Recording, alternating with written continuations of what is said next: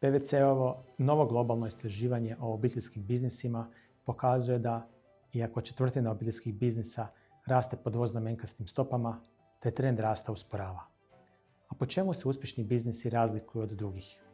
Rezultati nam pokazuju da su oni češće vođeni jasnim vrijednostima.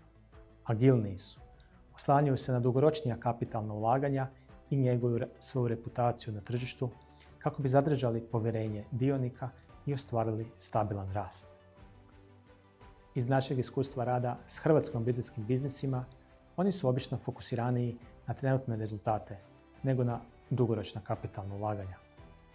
Vjerujem da bi odrednica hrvatskih biznisa trebala biti ulaganja u istraživanje i razvoj, kako novih proizvoda, tako i novih tehnologija, koje će omogućiti stvaranje novih dugoročnih vrijednosti. Ako vas zanima više, preuzmite izvještaj na našoj web stranici i pridružite nam se u razgovorima na ovu važnu temu.